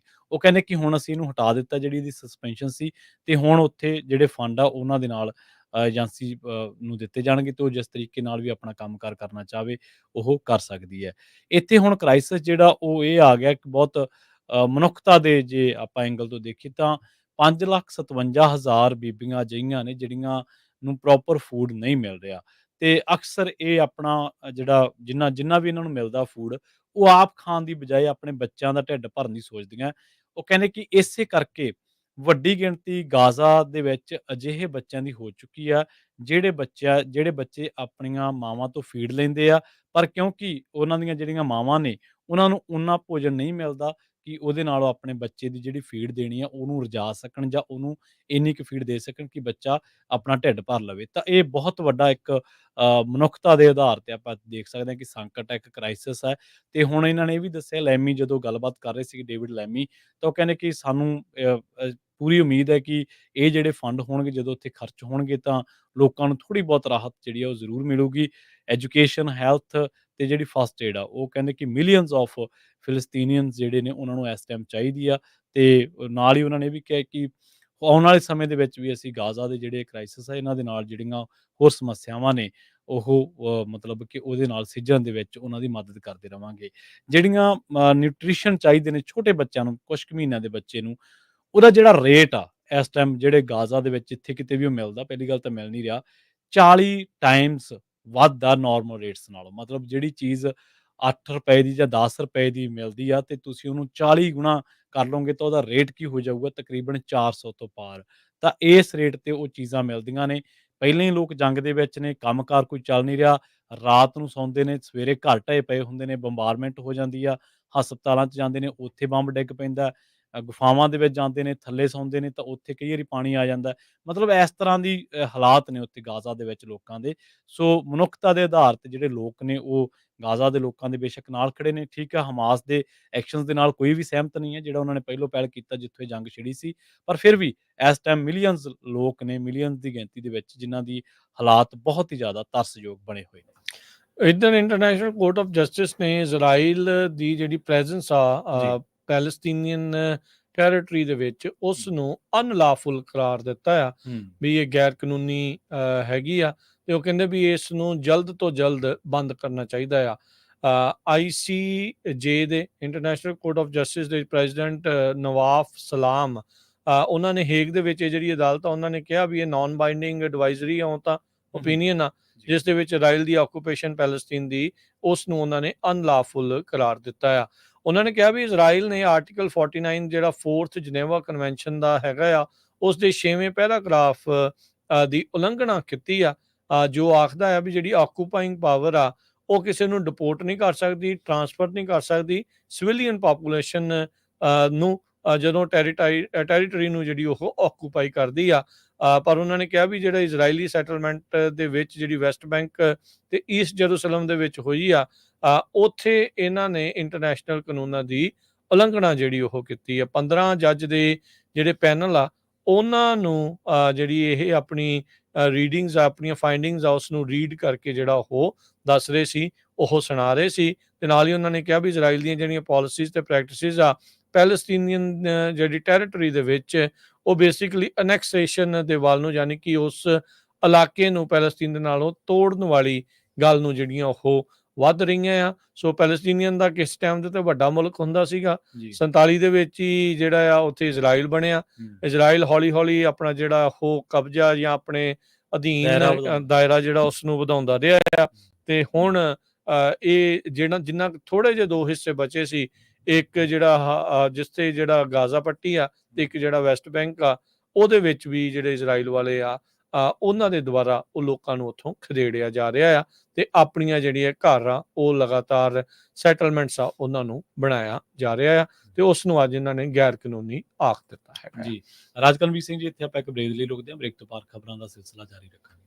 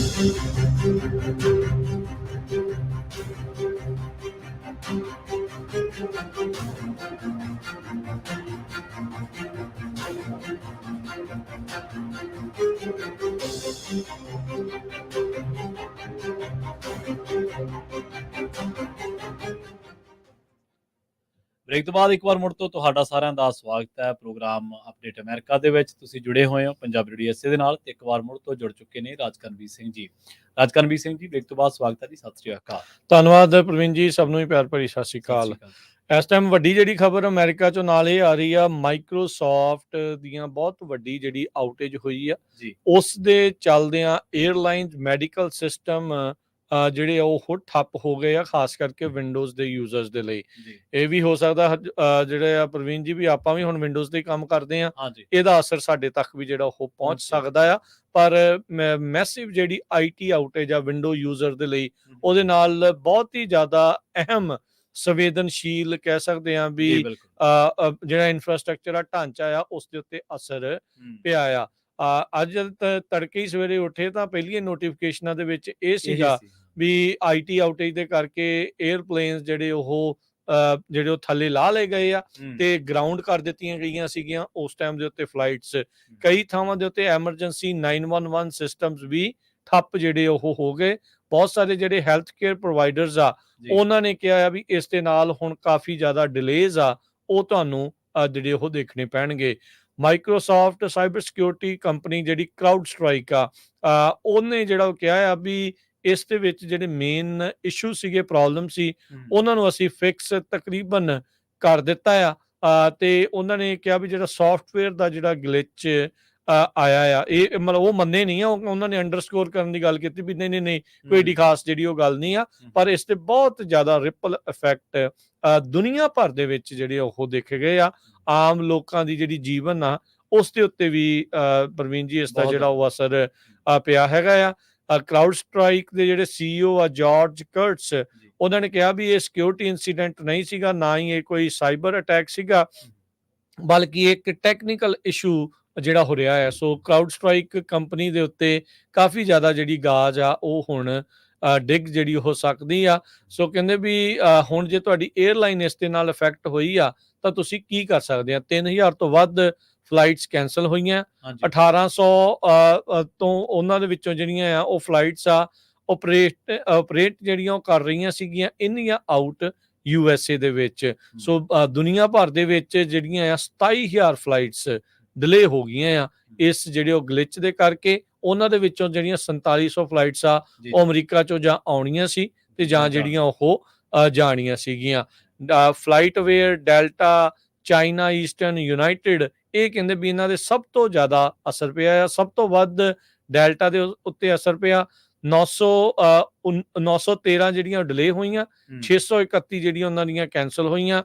ਫਿਰ ਅਮਰੀਕਨ 에ਅਰਲਾਈਨਸ ਦੀਆਂ 334 ਕੈਂਸਲ ਹੋਈਆਂ ਤੇ 697 ਜਿਹੜੀਆਂ ਉਹਨਾਂ ਦੀਆਂ ਡਿਲੇ ਹੋਈਆਂ। ਇਸੇ ਤਰੀਕੇ ਦੇ ਨਾਲ ਯੂਨਾਈਟਿਡ ਦੀਆਂ 303 ਕੈਂਸਲ ਤੇ 854 ਜਿਹੜੀਆਂ ਆ ਉਹ ਡਿਲੇ ਹੋਈਆਂ ਆ। ਬਾਹਰਲੀਆਂ ਮੁਲਕਾਂ ਦੀਆਂ ਦੇ ਵਿੱਚ ਦੇਖਿਆ ਜਾਵੇ ਤਾਂ KLM ਦੀਆਂ 107 ਕੈਂਸਲ, 322 ਡਿਲੇ। ਟਰਕਿਸ਼ ਦੀਆਂ 91 ਜਿਹੜੀਆਂ ਆ ਉਹ ਕੈਂਸਲ ਤੇ 350 ਜਿਹੜੀਆਂ ਡਿਲੇ ਹੋਈਆਂ। Lufthansa, Spirit, Air China, Southwest, IndiGo, Ryanair, Eastern China, Eastern ਇਹਨਾਂ ਸਾਰਿਆਂ ਦੇ ਉੱਤੇ ਜਿਹੜਾ ਉਹ ਅਸਰ ਪਿਆ ਆ। ਕਹਿੰਦੇ ਹੋਇਆ ਕਿ ਜਦ ਇਹ ਅਚਾਨਕ ਜਿਹੜੇ ਆ ਵਿੰਡੋਜ਼ ਦੇ ਵਿੱਚ ਜਿਹੜੀ ਬਲੂ ਸਕਰੀਨ ਆਫ ਡੈਥ ਜਿਸ ਨੂੰ ਆਖਿਆ ਜਾਂਦਾ ਆ, ਉਹ ਸਾਰਿਆਂ ਦੇ ਕੰਪਿਊਟਰਸ ਦੇ ਉੱਤੇ ਜਿਹੜੀ ਉਹ ਆਉਣ ਜਿਹੜੀ ਉਹ ਲੱਗ ਪਈ, ਜਿਸ ਕਰਕੇ ਸਭ ਕੁਝ ਜਿਹੜਾ ਉਹ ਠੱਪ ਜਿਹੜਾ ਹੋ ਗਿਆ। ਵਰਜੀਨੀਆ ਦੇ ਗਵਰਨਰ ਗਲੈਨ ਯੰਕਿਨ ਉਹਨਾਂ ਨੇ ਕਿਹਾ ਵੀ ਉੱਥੋਂ ਦੀ ਹੈਲਥ, ਸੇਫਟੀ ਤੇ ਟਰਾਂਸਪੋਰਟੇਸ਼ਨਸ ਨੂੰ ਹੁਣ ਅਸੀਂ ਆਪਰੇਸ਼ਨਲ ਕਰ ਰਹੇ ਹਾਂ, ਜਿਸ ਦਾ ਕਾਫੀ ਵੱਡਾ ਜਿਹੜਾ ਉਹ ਅਸਰ ਪਿਆ ਸੀ। ਸਟੇਟ ਵਾਈਡ 911 ਸਿਸਟਮ ਕਹਿੰਦੇ ਆ ਵੀ ਉਹ ਠੱਪ ਇੱਕ ਟਾਈਮ ਦੇ ਉੱਤੇ ਹੋ ਗਿਆ ਸੀ, ਪਰ ਹੁਣ ਦੁਬਾਰਾ ਜਿਹੜਾ ਉਹ ਫੰਕਸ਼ਨ ਕਰਨ ਲੱਗ ਗਿਆ ਹੈ। ਜੀ ਜੀ ਬਿਲਕੁਲ। ਬਲੂ ਸਕਰੀਨ ਆਫ ਡੈਥ ਜਿਹੜਾ ਇੱਕ ਸੀਰੀਅਸ ਐਰਰ ਸਕਰੀਨ ਨੂੰ ਮੰਨਿਆ ਜਾਂਦਾ, ਜਿਹੜਾ ਕਿ ਵਿੰਡੋਜ਼ ਆਪਰੇਟਿੰਗ ਸਿਸਟਮ ਦੇ ਉੱਤੇ ਦਿਖਾਈ ਦਿੰਦੀ ਹੈ। ਇਹ ਕਹਿੰਦੇ ਅਜਿਹਾ ਉਦੋਂ ਹੁੰਦਾ ਜਦੋਂ ਕੋਈ ਸਿਸਟਮ ਕਿਸੇ ਸੀਰੀਅਸ ਇਸ਼ੂ ਦੇ ਕਰਕੇ ਕ੍ਰੈਸ਼ ਹੋ ਜਾਂਦਾ, ਮਤਲਬ ਉਹ ਕੰਮ ਕਰਨਾ ਬੰਦ ਕਰ ਦਿੱਤਾ, ਬਿਲਕੁਲ ਬੰਦ ਕਰ ਦਿੰਦਾ। ਤੇ ਜਿਹੜਾ ਇਹ ਵਿੰਡੋਜ਼ ਦੇ ਮਾਮਲੇ ਦੇ ਵਿੱਚ ਜਿਹੜੀ ਇਹਦੀ ਜ਼ਿਆਦਾ ਵਰਤੋਂ ਹੁੰਦੀ ਹੈ, ਉਹ ਮੰਨਿਆ ਜਾਂਦਾ ਵੀ 에ਅਰਲਾਈਨ ਜਿਹੜੀ ਇੰਡਸਟਰੀ ਹੈ, ਸ਼ਾਪਿੰਗ ਮਾਲਸ, ਬੈਂਕਿੰਗ, ਟਿਕਟ ਬੁਕਿੰਗ ਵਰਗੀਆਂ ਕਈ ਤਕਨੀਕੀ ਸਰਵਿਸਿਜ਼ ਜਿਹੜੀਆਂ ਜਿਹੜੇ ਪਲੇਟਫਾਰਮਸ ਨੇ ਇਹਨੂੰ ਵਰਤਦੇ ਨੇ। ਤੇ ਇਹਦੇ ਨਾਲ ਦੱਸਦੇ ਆ ਕਿ ਗੜਬੜੀ ਦਾ ਜਦੋਂ ਪਤਾ ਲੱਗਿਆ ਤੇ ਨਾਲ ਹੀ ਕਰਾਊਡ ਸਟ੍ਰਾਈਕ ਕੋਈ ਕੰਪਨੀ ਹੈ, ਇਹਨੇ ਇਸ ਅਪਡੇਟ ਨੂੰ ਆਪਣੀ ਵੈਬਸਾਈਟ ਤੋਂ ਹਟਾ ਲਿਆ ਸੀਗਾ। ਉਸ ਤੋਂ ਬਾਅਦ ਪਤਾ ਨਹੀਂ ਲੱਗਿਆ ਕਿ ਜਿਹੜੇ ਕੰਪਿਊਟਰ ਉੱਤੇ ਇਹਦਾ ਅਪਡੇਟ ਇੰਸਟਾਲ ਹੋ ਚੁੱਕਿਆ ਉਹਨੂੰ ਕਿਵੇਂ ਰੀਸਟੋਰ ਕੀਤਾ ਜਾਊਗਾ, ਜਾਂ ਕਿਵੇਂ। ਬਹੁਤ ਵੱਡਾ ਇੱਕ ਆਈਟੀ ਦਾ ਇੱਕ ਵੱਡਾ ਆਊਟੇਜ ਇਹਨੂੰ ਕਿਹਾ ਜਾ ਰਿਹਾ ਦੁਨੀਆ ਭਰ ਦੇ ਵਿੱਚ। ਇਤਿਹਾਸ ਦੇ ਵਿੱਚ ਸਭ ਤੋਂ ਵੱਡਾ ਜਿਹੜਾ ਲਾਰਜੈਸਟ ਆਈਟੀ ਆਊਟੇਜ ਆ, ਤੇ ਦੁਨੀਆ ਜਿਹੜੀ ਆ ਇਸ ਦੇ ਨਾਲ ਪਿਛੜ ਕੇ ਜਿਹੜੀ ਉਹ ਰਹਿ ਗਈ ਆ। ਇਹੀ ਨਹੀਂ ਪ੍ਰਵੀਨ ਜੀ, ਇਸ ਦੇ ਨਾਲ ਬਹੁਤ ਸਾਰੇ ਬੈਂਕਾਂ ਦੇ ਉੱਤੇ ਇਹਦਾ ਅਸਰ ਪੈ ਗਿਆ। ਬਹੁਤ ਸਾਰੇ ਜਿਹੜੀਆਂ ਕ੍ਰੈਡਿਟ ਕਾਰਡ ਫਰਮਸ ਆ, ਫਾਈਨੈਂਸ਼ੀਅਲ ਐਕਸਪਰਟਸ ਆ, ਉਹ ਸਾਰੇ ਜਣੇ ਹੁਣ ਰਿਪੋਰਟ ਕਰ ਰਹੇ ਆ। ਇੱਥੋਂ ਤੱਕ ਕਿ ਸੈਨ ਫਰਾਂਸਿਸਕੋ ਦਾ ਜਿਹੜਾ ਬਹੁਤ ਵੱਡਾ NBC ਦਾ ਟੀਵੀ ਆ, ਉਹਨਾਂ ਨੂੰ YouTube ਤੇ ਜਾ ਕੇ ਦੱਸਣਾ ਪਿਆ ਵੀ ਸਾਡਾ ਵੀ ਇਸ ਤਰੀਕੇ ਦੇ ਨਾਲ ਇਹ ਚੀਜ਼ਾਂ ਜਿਹੜੀਆਂ ਉਹ ਠੱਪ ਜਿਹੜੀ ਉਹ ਹੋ ਗਿਆ ਆ। ਸੋ ਅਸੀਂ ਸ਼ੁਕਰ ਕਰਦੇ ਆ ਵੀ ਸਾਡਾ ਬਚਾਅ ਹੋ ਗਿਆ, ਵੀ ਕਿਉਂਕਿ ਨਹੀਂ ਹੋ ਸਕਦਾ ਸੀ, ਕਿਉਂਕਿ ਵਿੰਡੋਜ਼ ਦੇ ਸਿਸਟਮ ਬਹੁਤ ਮੈਜੋਰਟੀ ਦੁਨੀਆ ਵਿੰਡੋਜ਼ ਦੇ ਜਿਹੜੇ ਸਿਸਟਮ ਆ ਉਹ ਜਿਹੜੇ ਉਹ ਯੂਜ਼ ਕਰਦੀ ਆ, ਤੇ ਉਹਦੇ ਤੇ ਅਸਰ ਜਿਹੜਾ ਦੇਖੋ ਕਿੱਡੇ ਵੱਡੇ ਪੱਧਰ ਦੇ ਉੱਤੇ ਪਿਆ। ਅੱਜ ਦੇ ਯੁੱਗ ਦੇ ਵਿੱਚ ਇੱਕ ਬਿੱਟ ਵੀ ਖੱਬਿਓਂ ਸੱਜੇ ਹੋ ਜਾਵੇ ਤਾਂ ਇਹ ਇਸ ਤਰੀਕੇ ਦੇ ਨਾਲ ਹੋ ਜਾਂਦਾ ਆ। ਟੈਕਨੋਲੋਜੀ ਦੇ ਜਿਹੜੇ ਐਰਰ ਆ ਉਹ ਆਉਣੇ ਸ਼ੁਰੂ ਹੋਏ ਤੇ ਉਸਨੇ ਦੁਨੀਆ ਦਾ ਕੰਮਕਾਜ ਹੀ ਇੱਕ ਹਿਸਾਬ ਦੇ ਨਾਲ ਠੱਪ ਕਰਕੇ ਜਿਹੜਾ ਉਹ ਰੱਖ ਦਿੱਤਾ ਹੈ। ਤੁਸੀਂ ਇਹ ਦੇਖੋ ਵੀ ਨਾ ਤੁਹਾਡੇ ਜਹਾਜ਼ ਚੱਲਦੇ ਆ, ਨਾ ਤੁਹਾਡਾ ਹਸਪਤਾਲ ਚੱਲ ਸਕਦਾ, ਨਾ ਤੁਹਾਡਾ ਟੀਵੀ ਚੱਲ ਸਕਦਾ, ਕੁਛ ਵੀ ਨਹੀਂ ਚੱਲਦਾ। ਅਮਰੀਕਾ, ਆਸਟ੍ਰੇਲੀਆ, ਜਰਮਨੀ, ਇੰਗਲੈਂਡ, ਇੱਥੇ ਸਭ ਤੋਂ ਜ਼ਿਆਦਾ 에ਅਰਲਾਈਨ ਜਿਹਦਾ ਸਿਸਟਮ ਜਾਂ ATM ਜਾਂ ਬੈਂਕਿੰਗ ਜਾਂ ਕਾਰਪੋਰੇਟ ਕੰਪਨੀਆਂ ਦਾ ਕੰਮਕਾਜ ਪ੍ਰਭਾਵਿਤ ਹੋਇਆ। ਬ੍ਰਿਟੇਨ ਦੇ ਵਿੱਚ, ਜਿਵੇਂ ਤੁਸੀਂ NBC ਦਾ ਹਵਾਲਾ ਦਿੱਤਾ, ਬ੍ਰਿਟੇਨ ਦੇ ਵਿੱਚ ਵੀ ਟੀਵੀ ਸਰਵਿਸ ਬੰਦ ਹੋ ਗਈ ਸੀ। ਸੋ ਤਕਰੀਬਨ ਸਾਰੇ ਵੱਡੇ 에ਅਰਪੋਰਟਸ ਦੇ ਉੱਤੇ ਜੇ ਕੋਈ ਲੋਕ ਦੇਖੋ, ਅੱਜ ਤੁਸੀਂ ਆ ਜਾ ਰਹੇ ਆ ਰੈਡੀ ਰਹੋ ਡਿਲੇਸ ਦੇ ਲਈ, ਹੋ ਸਕਦਾ ਤੁਹਾਡੀ ਫਲਾਈਟ ਕੈਂਸਲ ਹੋਈ ਹੋਵੇ, ਚੈੱਕ ਕਰ ਲਓ ਇੱਕ ਵਾਰੀ, ਜਿਹੜਾ ਉਹ ਮੇਕ ਸ਼ੋਰ ਕਰ ਲਓ, ਚੈੱਕ ਕਰ ਲਓ। ਬਹੁਤ ਸਾਰੀ ਦੁਨੀਆ ਦੇ ਵੀਕਐਂਡ ਤੋਂ ਪਹਿਲਾਂ ਜਿਹੜੇ ਉਹਨਾਂ ਨੇ ਪਲਾਨ ਬਣਾਏ ਆ, ਸਾਰੇ ਉਹਦੇ ਵਿੱਚ ਉਥਲ ਪੁਥਲ ਜਿਹੜੀ ਉਹ ਆ ਗਈ ਆ, ਤੜਤਲੀ ਜਿਹੜੀ ਇੱਕ ਹਿਸਾਬ ਦੇ ਨਾਲ ਮੱਚ ਗਈ ਆ। ਹੁਣ ਜਿਹੜੇ ਕਰਾਊਡ ਸਟ੍ਰਾਈਕ ਦੇ CEO ਆ ਜਾਰਜ ਕਰਟਸ, ਮਾਫੀਆਂ ਤਾਂ ਮੰਗ ਰਹੇ ਆ ਵੀ ਗਲੋਬਲ ਆਊਟੇਜ ਦੇ ਉੱਤੇ। ਹੁਣ ਇਸ ਦੀ ਪੂਰੀ ਜਿਹੜੀ ਉਹ ਜਾਂਚ ਵੀ ਹੋਊਗੀ ਜੀ, ਇਹ ਕਿਹੜੇ ਕਾਰਨ ਕਰਕੇ ਏਡਾ ਵੱਡਾ ਜਿਹੜਾ ਉਹ ਐਰਰ ਆ ਉਹ ਸਿਸਟਮ ਦੇ ਵਿੱਚ ਜਿਹੜਾ ਉਹ ਪਹੁੰਚ ਗਿਆ। ਵਾਈਟ ਹਾਊਸ ਤੱਕ ਗੱਲ ਵੀ ਜਿਹੜੀ ਉਹ ਪਹੁੰਚੀ, ਪ੍ਰੈਜ਼ੀਡੈਂਟ ਬਾਈਡਨ ਨੂੰ ਵੀ ਕਹਿੰਦੇ ਵੀ ਬਰੀਫ ਕੀਤਾ ਗਿਆ ਵੀ ਜਿਹੜੀ ਕਰਾਊਡ ਸਟ੍ਰਾਈਕ ਦੀ ਜਿਹੜੀ ਆਊਟੇਜ ਆ ਉਸ ਦੇ ਨਾਲ। ਸੋ US ਦੇ ਜਿਹੜੇ ਹਸਪਤਾਲ ਆ ਉਹਨਾਂ ਨੂੰ ਹੁਣ ਸਿਰਫ ਨਾਨ ਅਰਜੈਂਟ ਵਿਜ਼ਿਟਸ ਦੇ ਉੱਤੇ ਪੁੱਟ ਕੀਤਾ ਗਿਆ ਆ। ਜਿਨ੍ਹਾਂ ਦੀਆਂ ਅੱਜ ਸਰਜਰੀਜ਼ ਹੋਣਗੀਆਂ ਉਹ ਵੀ ਕਈਆਂ ਦੀਆਂ ਜਿਹੜੀਆਂ ਉਹ ਡਿਲੇ ਇਸ ਦੇ ਵਿੱਚ ਹੋਣਗੀਆਂ।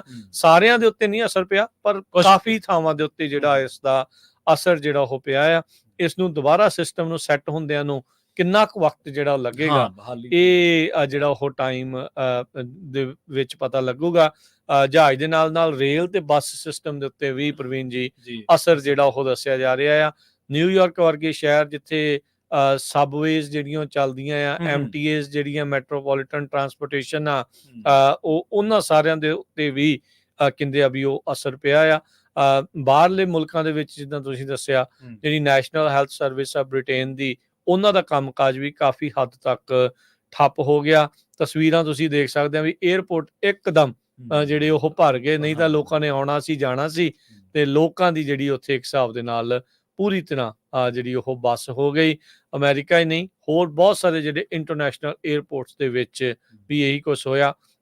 ਜੇ ਹੁਣ ਤੁਹਾਡੇ ਅੱਜ ਕਿਸੇ ਸੱਜਣ ਸਨੇਹੀ ਨੇ ਪਹੁੰਚਣਾ ਸੀਗਾ, ਪਹੁੰਚਣਾ ਸੀਗਾ, ਹਾਂ। ਉਹ ਹੋ ਸਕਦਾ ਵੀ ਰਸਤੇ ਦੇ ਵਿੱਚ ਕਿਤੇ ਫਸੇ ਹੋਣ। ਹਾਂਜੀ। ਹੋਪਫੁਲੀ ਇੰਟਰਨੈਟ ਉਹਨਾਂ ਦਾ ਚੱਲਦਾ ਹੋਵੇ ਹੂੰ। ਤੇ ਐਟਲੀਸਟ ਉਹ ਤੁਹਾਡੇ ਨਾਲ ਸੰਪਰਕ ਜਿਹੜਾ ਉਹ ਬਣਾ ਸਕਣ। ਵਾਲਮਾਰਟ, ਕੋਕਾ ਕੋਲਾ, ਸ਼ੇਵਰਨ, ਐਚਪੀ, ਸੀਮੈਂਸ ਇਹ ਉਹ ਕੰਪਨੀਆਂ ਨੇ ਜਿਹੜੀਆਂ ਮਾਈਕਰੋਸਾਫਟ ਤੇ ਡਿਪੈਂਡ ਨੇ। ਹੈਲਥ ਦੇ ਵਿੱਚ ਚਿਲਡਰਨਸ ਤੇ ਹੋਰ ਐਡਵੈਂਟ ਹੈਲਥ ਇਹ ਉਹਦੇ ਤੇ ਡਿਪੈਂਡ ਨੇ। ਨਾਸਾ ਦਾ ਵੈਦਰ ਚੈਨਲ, ਜਿੰਨੇ ਵੀ Harvard University, American Red Cross ਤੋਂ ਲੈ ਕੇ ਬਹੁਤ ਵੱਡੇ ਅਦਾਰੇ ਨੇ ਜਿਹੜੇ ਇਹਦੇ ਤੇ ਡਿਪੈਂਡੈਂਟ ਨੇ। ਯਾ ਹਾਂਜੀ। ਸੋ ਅਮਰੀਕਾ ਵਿੱਚ ਤਾਂ ਕਹਿੰਦੇ ਵੀ 에ਅਰਲਾਈਨਸ ਹੁਣ ਚੱਲਣੀਆਂ ਸ਼ੁਰੂ ਹੋ ਗਈਆਂ। ਹਾਂਜੀ, ਬਹਾਲੀ ਹੋ ਗਈ ਫਲਾਈਟਸ ਹੈ। ਜਿਹੜੀ ਆ ਉਸ ਦੀ ਬਹਾਲੀ ਹੋ ਗਈ ਆ, ਹੂੰ, ਹੂੰ। ਪਰ ਉਸ ਦਾ ਅਸਰ ਜਿਹੜਾ ਉਹ ਰਹਿਣਾ ਆ। ਸਟਾਕ ਪ੍ਰਾਈਸ ਜਿਹੜਾ ਕਰਾਊਡ ਸਟ੍ਰਾਈਕ ਦਾ ਆ, ਹਾਂਜੀ। ਉਹ ਫਿਰ ਆਬਵੀਅਸਲੀ ਕਾਫੀ ਜ਼ਿਆਦਾ ਡਿੱਗ ਗਿਆ। ਡਿੱਗਣਾ ਹੀ ਸੀ। ਡਿੱਗਣਾ ਹੀ ਸੀਗਾ, ਇਹ ਬਣਦਾ ਹੀ ਸੀਗਾ ਉਹਨਾਂ ਦਾ ਨਾ ਫਿਰ ਉਸ ਚੀਜ਼ ਦੇ ਵਿੱਚ। ਤਾਂ ਉਹ ਅਸਰ ਜਿਹੜਾ ਉਹ ਪੈਣਾ ਹੀ ਪੈਣਾ ਸੀ, ਪਰ ਕਾਫੀ ਵੱਡੀ ਜਿਹੜੀ ਧੜਥੱਲੀ ਆ ਇੱਕ ਟਾਈਮ ਦੇ ਉੱਤੇ ਜਿਹੜੀ ਉਹ ਮਚ ਗਈ ਆ। ਸੋ ਇਸ ਕੰਪਨੀ ਨੂੰ ਜਿਹਨੂੰ ਹੁਣ ਨਹੀਂ ਵੀ ਪਤਾ ਹੋਊਗਾ, ਉਹਨੂੰ ਕਰਾਊਡ ਸਟ੍ਰਾਈਕ ਦਾ ਜਿਹੜਾ ਹੁਣ ਪਤਾ ਜਿਹੜਾ ਉਹ ਲੱਗ ਗਿਆ ਆ। ਇਹ Texas based cyber security company ਆ ਕਰਾਊਡ ਸਟ੍ਰਾਈਕ। ਉਹਨਾਂ ਨੇ ਕਿਹਾ ਵੀ ਇੱਕ ਸਿੰਗਲ ਕੰਟੈਂਟ ਅਪਡੇਟ ਜਿਹੜੀ ਸੀਗੀ ਵਿੰਡੋਜ਼ ਦੇ ਵਿੱਚ, ਉਹਦੇ ਵਿੱਚ ਡਿਫੈਕਟ ਇਹਨਾਂ ਨੂੰ ਲੱਭਾ ਸੀ ਤੇ ਉਹ ਡਿਫੈਕਟ ਦੇ ਨਾਲ ਬਲੂ ਸਕਰੀਨ ਆਫ ਡੈਥ ਜਿਹੜੀ ਆ ਉਸਨੇ ਸਾਰੇ ਪਾਸੇ ਜਿਹੜੀ ਉਹ ਧੜਥੱਲੀ ਮਚਾ ਦਿੱਤੀ। ਮਾਈਕਰੋਸਾਫਟ ਦੇ ਜਿਹੜੇ CEO ਸਤਿਆ ਨਡੇਲਾ, ਉਹਨਾਂ ਨੇ ਹੁਣ ਕੰਪਨੀ ਦੀ ਜਿਹੜੀ ਸਟੇਟਮੈਂਟ ਆ ਉਹ ਜਾਰੀ ਕਰਦੇ ਹੋਏ ਅੱਜ ਦੀ ਇਸ ਆਊਟੇਜ ਬਾਰੇ ਆਖਿਆ ਆ ਵੀ ਕਰਾਊਡ ਸਟ੍ਰਾਈਕ ਨੇ ਰਿਲੀਜ਼ ਕੀਤੀ ਸੀਗੀ ਅਪਡੇਟ, ਜਿਸ ਦੇ ਨਾਲ IT ਸਿਸਟਮਸ ਦੁਨੀਆ ਭਰ ਦੇ ਵਿੱਚ ਉਹਨਾਂ ਉੱਤੇ ਅਸਰ ਹੋਣਾ ਜਿਹੜਾ ਉਹ ਸ਼ੁਰੂ ਹੋ ਗਿਆ। ਤੇ ਕਹਿੰਦੇ ਵੀ ਇੰਡਸਟਰੀ ਨੂੰ ਹੁਣ ਅਸੀਂ ਜਿਹੜੀ ਮਦਦ ਪਹੁੰਚਾ ਰਹੇ ਹਾਂ, ਕਸਟਮਰਸ ਨੂੰ ਟੈਕਨੀਕਲ ਗਾਈਡੈਂਸ ਦੇ ਰਹੇ ਹਾਂ, ਸਪੋਰਟ ਕਰ ਰਹੇ ਹਾਂ, ਤਾਂ ਜੋ ਉਹਨਾਂ ਦੇ ਜਿਹੜੇ ਸਿਸਟਮ ਆ ਉਹ ਦੁਬਾਰਾ ਆਨਲਾਈਨ ਆ ਸਕਣ। ਕਹਿੰਦੇ ਵੀ 2016 ਦੇ ਵਿੱਚ ਵੀ GOP ਦੀ ਕਨਵੈਨਸ਼ਨ ਤੋਂ ਬਾਅਦ ਦੇ ਵਿੱਚ, ਦੇਖੋ ਇਹ ਕੋਇਨਸੀਡੈਂਸ ਆ, 2016 ਦੀ GOP ਜਿਹੜੀ ਕਨਵੈਨਸ਼ਨ ਤੋਂ ਬਾਅਦ ਦੇ ਵਿੱਚ ਉਦੋਂ ਵੀ ਮੇਜਰ ਆਊਟੇਜ ਹੋਈ ਸੀ। ਇਹ 2024 ਦੇ ਵਿੱਚ ਵੀ ਇਦਾਂ ਹੀ ਹੋਇਆ ਸੀ। 2016 ਸਭ ਨੂੰ ਪਤਾ ਕੌਣ ਜਿੱਤਿਆ ਸੀ ਤੇ 2024 ਚ ਵੀ ਕਹਿ ਨਹੀਂ ਸਕਦੇ ਵੀ ਹੁਣ ਕੀ ਜਿਹੜਾ ਬਣਦਾ। ਹੁਣ ਲੋਕਾਂ ਨੇ ਤਾਂ ਇੱਕ ਨਾ ਇੱਕ ਜਿਹੜੀ ਡਾਟ ਆ ਉਹ ਜੋੜ ਹੀ ਲੈਣੀ ਆ, ਇੱਕ ਜਮਾ ਇੱਕ ਜਿਹੜਾ ਉਹ ਕਰ ਹੀ ਲੈਣਾ ਹੁੰਦਾ ਆ। ਤੇ ਇੱਥੇ ਆਪਾਂ ਇੱਕ ਹੋਰ ਸ਼ਾਰਟ ਬ੍ਰੇਕ ਦੀ ਲੋੜ ਹੈ ਜੀ। ਸਮਾਂ ਹੋ ਗਿਆ ਬ੍ਰੇਕ ਦਾ, ਤੇ ਬ੍ਰੇਕ ਤੋਂ ਪਾਰ ਕੁਝ ਖਬਰਾਂ ਹੋਰ ਨੇ ਜਿਨ੍ਹਾਂ ਤੇ ਚਰਚਾ ਕਰਾਂਗੇ।